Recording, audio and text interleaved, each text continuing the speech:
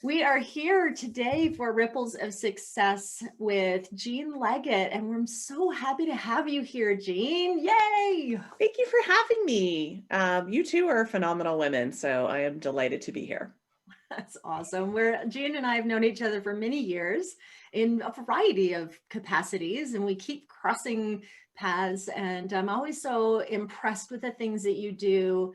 You have a huge impact on the industry that you work in, and we talk about ripples of success, and the ripples that you're making in the game development industry, particularly for women, it's so powerful. And so we're excited to have you here talking about it.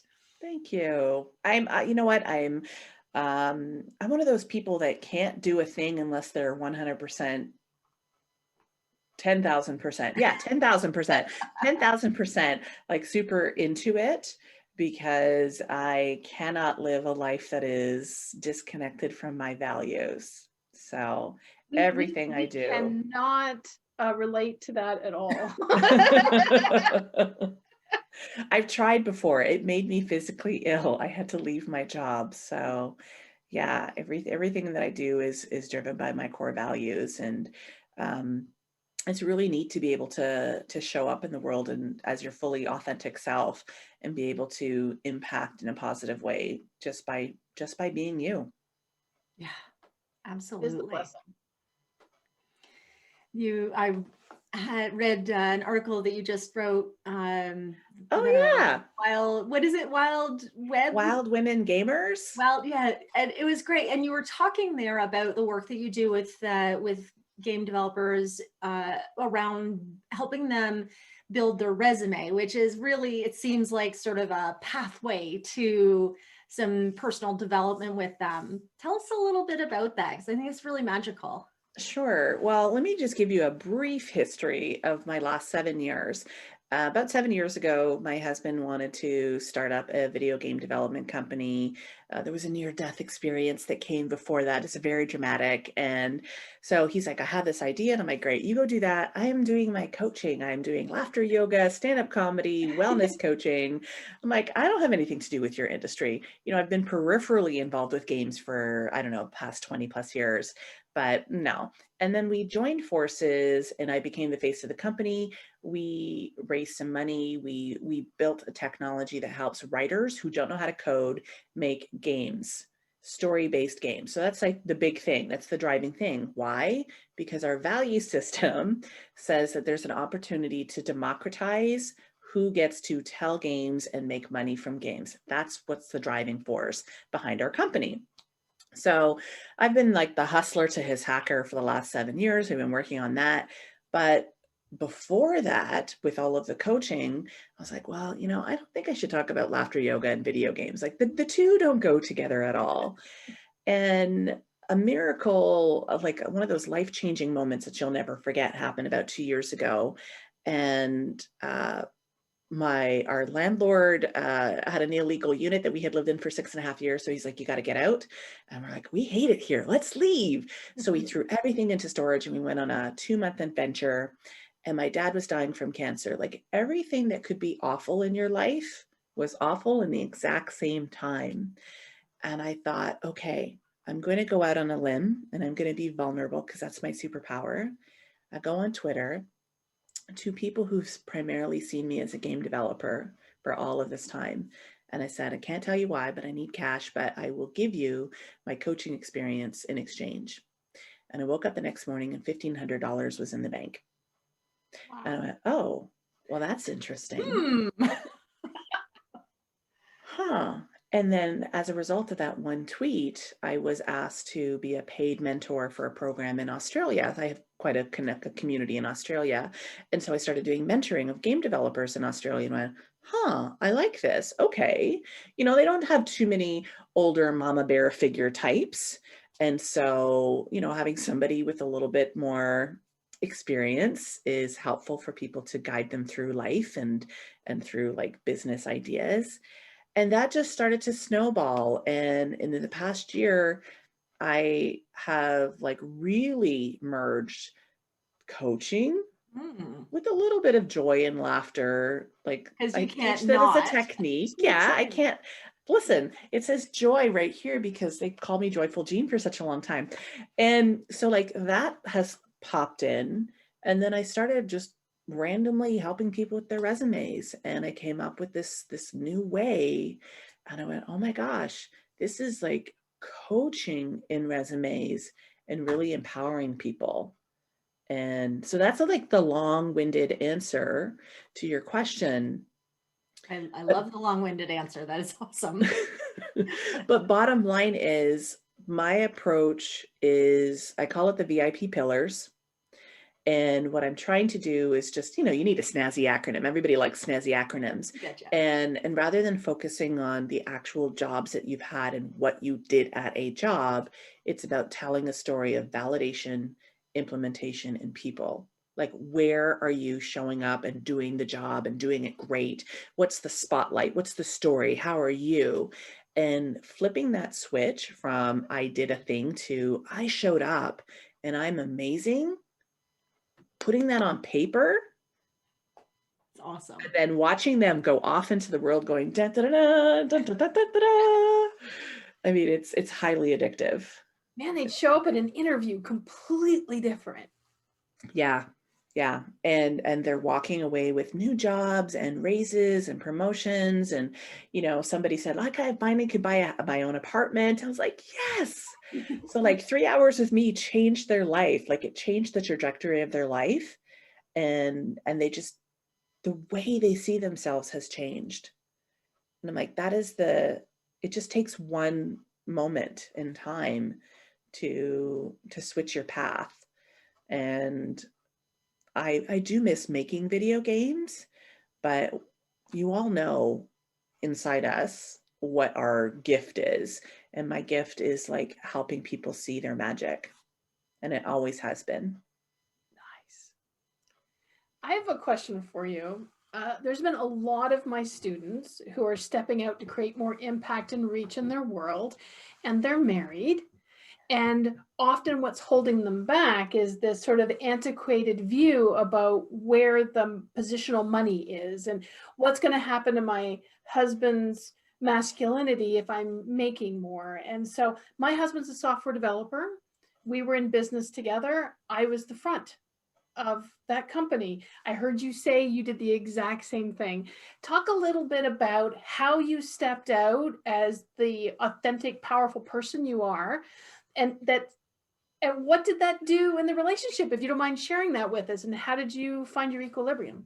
There is Karen Casey knows that I have a podcast, and it's called Games, Grit, and Gratitude. And I'm using that podcast as the vehicle to tell the journey of our studio, because we've raised over $500,000 from friends and family. And some of that went well, some of that did not go well.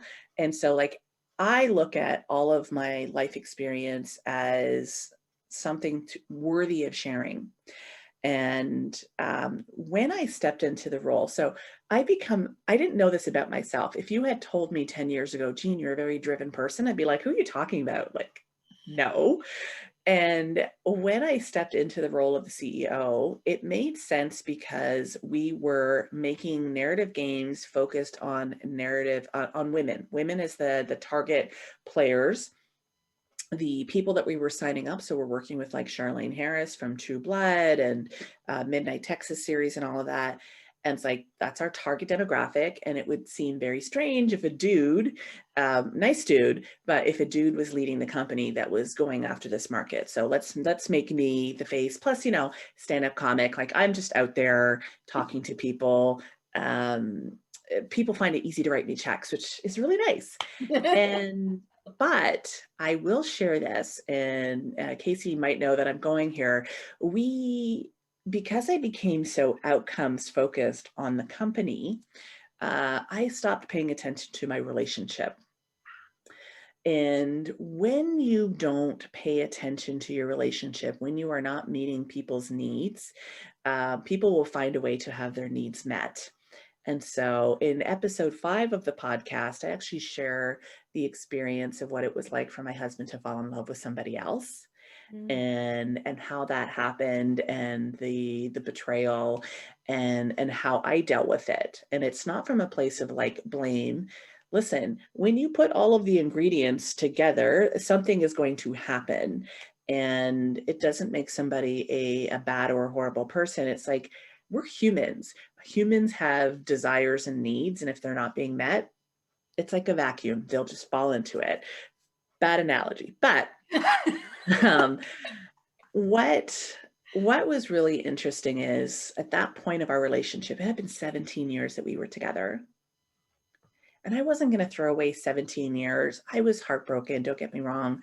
It was really challenging for me to get through that.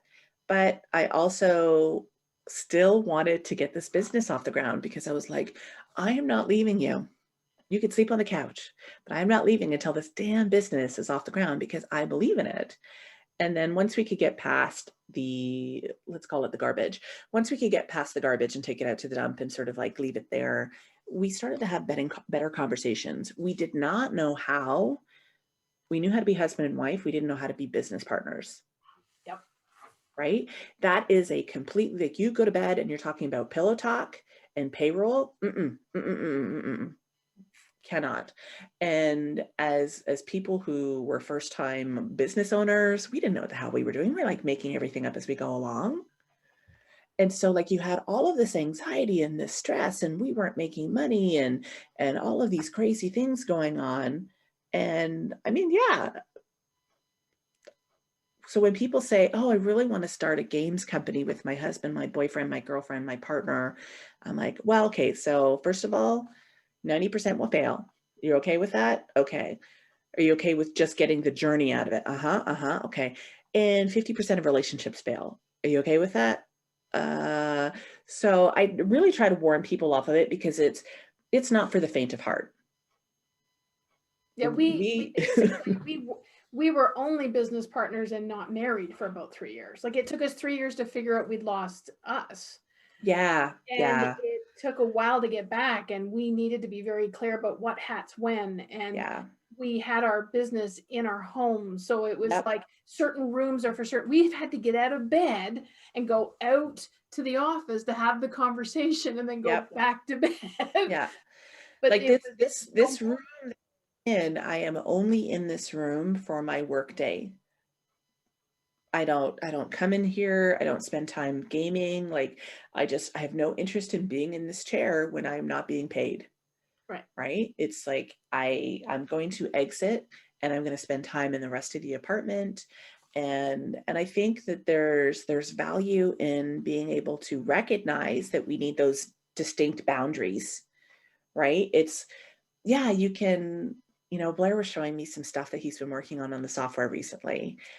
He showed it up to me last night, and I had this twinge, because right now I'm full-time coaching, and it is, I told Casey, it's like, it's bonkers amazing what has happened to my business and the work that I'm doing and the impact that I'm having beyond my wildest dreams.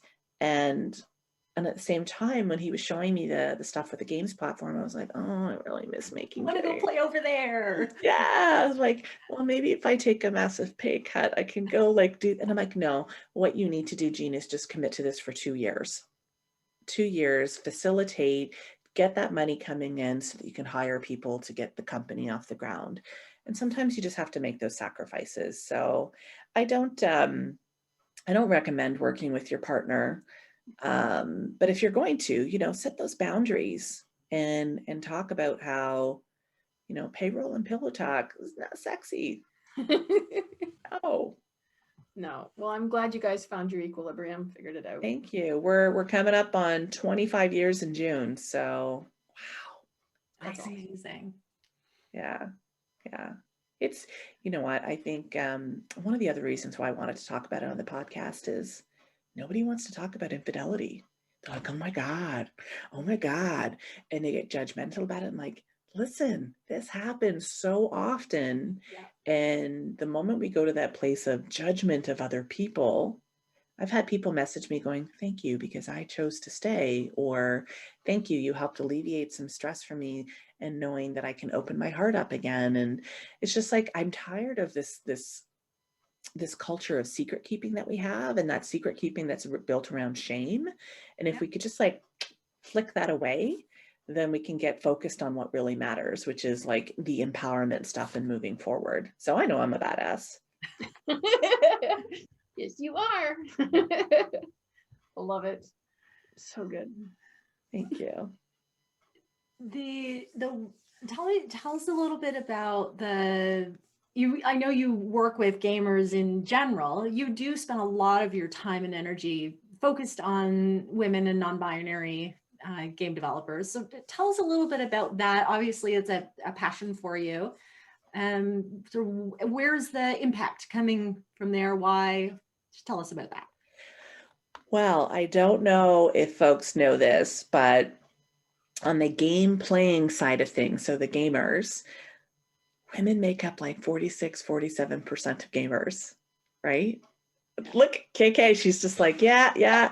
And what's interesting too is because we're on so many different platforms, and there's actually a higher percentage of women who play on mobile and tablet, because maybe all they have is like 20 minutes after they put their kids down, and they can just go and they can sit in bed and they can just, do in there. That's what I do, right? Like at the end of the day, I don't want to be on my computer. Get me away from this chair. I told you that, right?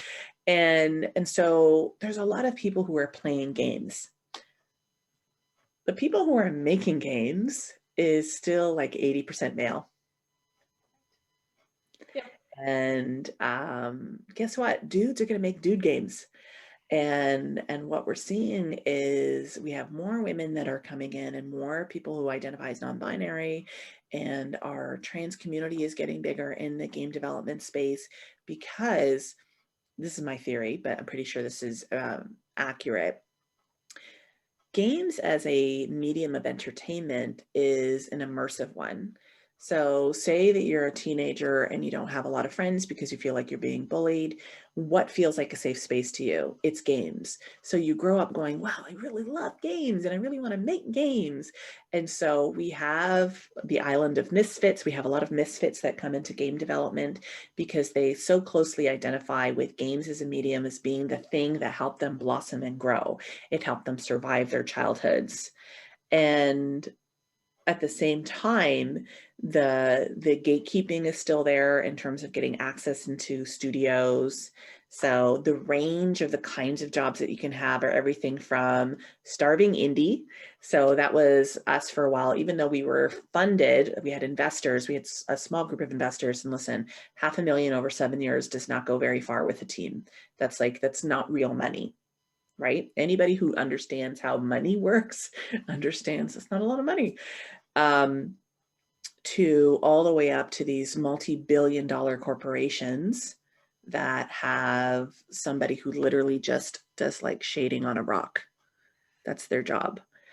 And those jobs are still filled by dudes.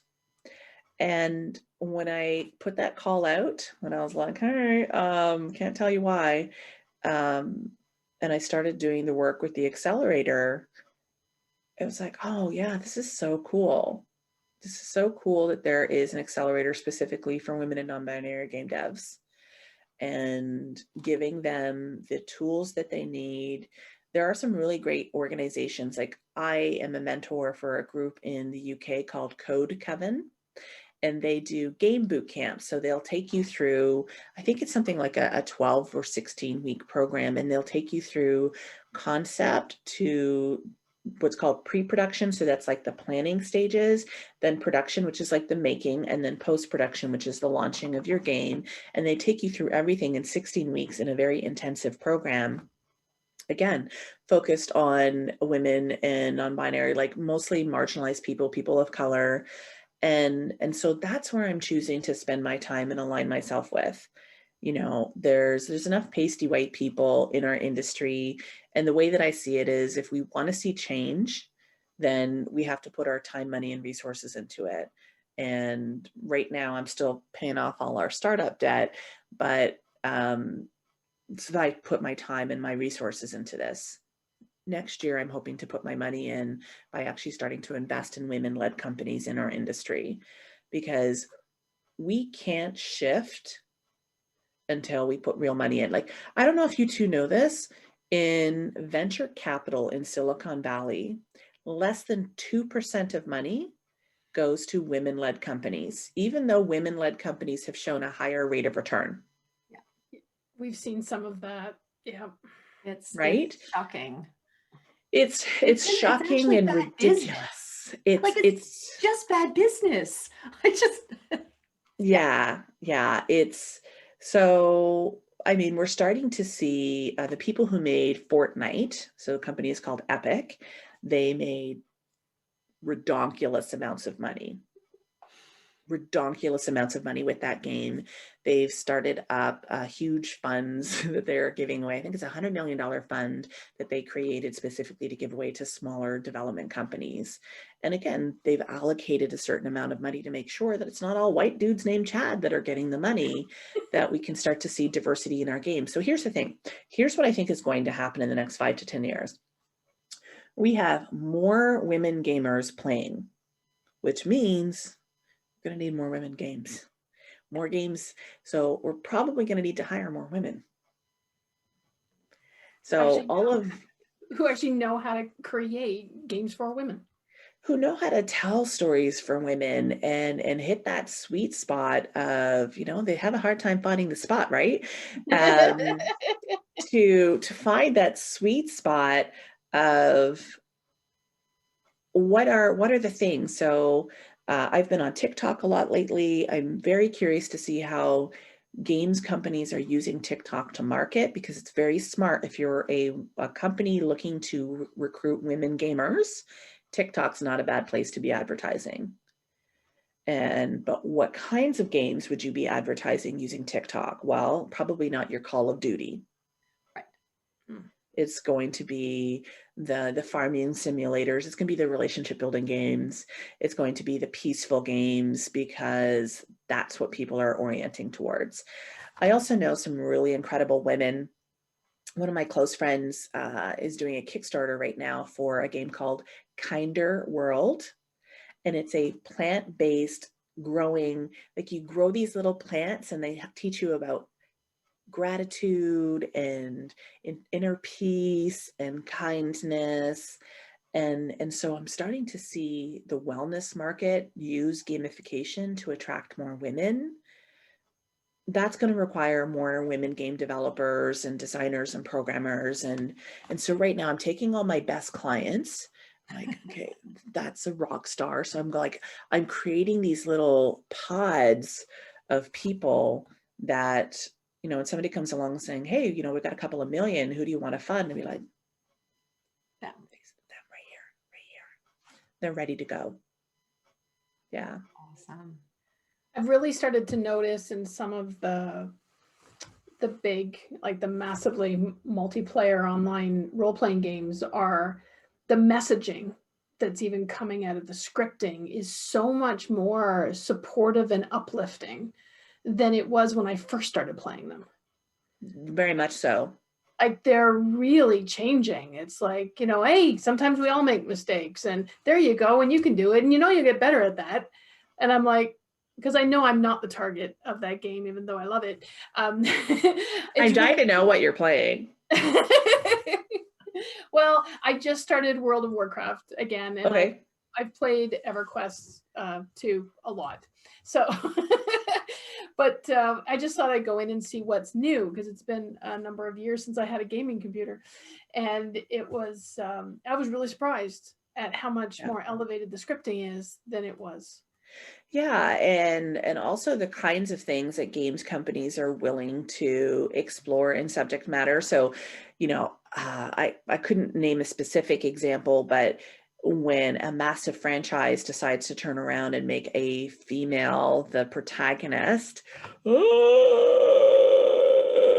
get all these angry dude bros saying, why are you ruining our game? It's a girl. Yeah, but Tomb Raider was awesome. You know why they were playing Tomb Raider, though. Well, yeah, I know she was wearing very tight clothes, but it was still a good game. Yes. And it's interesting, because now we're also seeing the expansion of progressive progressive themes in games. So Senua's Sacrifice was, or Hellblade Senua's Sacrifice had a storyline in there involving mental illness and schizophrenia, I think it was. Independent games like That Dragon Cancer was done by a husband and wife team that basically created a game around their son's diagnosis, treatment, and passing from cancer. And so we're starting to see the shift of the kinds of subject matter that we are exploring in games. Like the game that we're working on, if we ever get to finish it, is about a rape survivor dealing with post-traumatic stress disorder. And my job as the lead writer, and amongst all the hats that I'm wearing, is crafting the narrative so that it's an exploration of therapy versus the exploitation of sexual assault. Wow. And so like having those conversations, our industry is still very young and immature, right? But we need to have more people who are not just Chad dudes to come in and go, hey, did you think about this? Did you think about this? There's been so much controversy in our industry recently. A major studio put out a game and it had some pretty anti-Black Lives Matter content in there. Mm-hmm. And if they had somebody that was Black on the team, they would have been like, that's not right. Yeah. But they didn't have that perspective. And so I don't know what they end up doing, if they ended up pulling the game or like taking all that content out and just like completely taking it out. But you see these studios, you know, you get the angry dude bros going, oh, you're putting politics in my games. Like, games are art. Politics has always existed in art. Yeah. And I just want to see art that reflects all of us, not just some of us.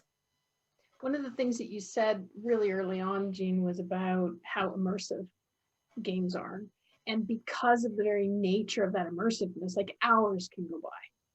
Like the only reason you know things change because suddenly I have to turn a light on because it's dark, right? It's like, why is it making it hard to see? Because of that immersive element, the opportunity for impact is huge. And we can't get away from the fact that games have already been impacting us. And depending on who you show up as to the game depends on whether that impact takes you a little closer one way or another. Yeah. You know, is it helpful or harmful?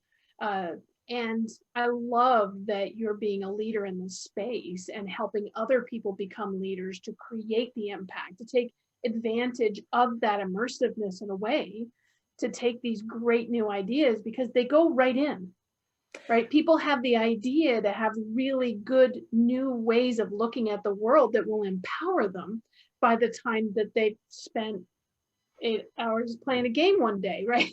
So yeah, and you know, like thinking about it from what are the foundational pieces of when you go to start your studio? What are your core values? How do you want to show up in the world? What is your impact? So I spend time talking about that on the podcast. I'm like, let's talk about those things because I want to make a game. Yeah, that's great. But why? What is the driving force? When you wake up in the morning, how do you want people to, like, if you want to go into games making money, there's tons of money to be made. Sure, fantastic. Most people that I know don't get into games for that. They get into games because they're artists, they're creatives. Some of them will choose to be poor creatives for the rest of their lives. That's because we're wired into that. Listen, I got trapped in that starving artist mentality for a couple of years. But when you think about your core values, it's going to show up. It's going to show up in your content. It's going to show up in how you have relationships with people that you're teammates with. It's going to show up in your personal relationships. Like everything that you talked about in your leadership framework shows up in every aspect of our lives and even in the content that we're creating, right? And yeah, so sometimes people call me auntie, they call me mama Jean, like whatever. I'm like, I'm cool with whatever you want to call me. At the end of the day, I just want you to put your hat on and also it's okay to get it wrong. I had a little disagreement with somebody last night on Twitter. I actually lost a lot of sleep over it. It's okay to be wrong sometimes, right? Like just go out there Be firm in your values, but also don't be so unwavering that you're a jerk face. Words to live by. Absolutely. That's your pull quote. There you I'm gonna say go. we're gonna put that on one of the cards. Well, this has been such a great conversation. We could probably hang out here all afternoon and do this. And I'm so glad you were with us, Jean. Thank you so much. Thank you for having me. It was a lot of fun. And KK, I'm not into World of Warcraft, but I'm glad that you're getting back into it. And I hope you have a lot of fun. Casey, we could do like fun games. Do you play games? A little. I don't I actually know enough about it to even know whether I would like it. I think you might like Kinder World. I'll send you a link. Oh, I was like, well, I could grow little plants. That appeals to me. Yeah. And you can leave little nice notes for other people, like random strangers. You'd be like, have a great day. Oh, see, that's my kind of game. I would love that. That makes me happy already. I would play that too. That sounds great. The world needs more joy. It's true. And Jean, I'll tell you, and we'll just cut it out if Casey doesn't want me to share it with the world. She came and played Dungeons and Dragons with us twice. I did. It was good. I liked it. I love that. I think the thing that we need to be mindful of as we go into our adult phase of our lives is that we should never devoid ourselves, like remove ourselves from joy.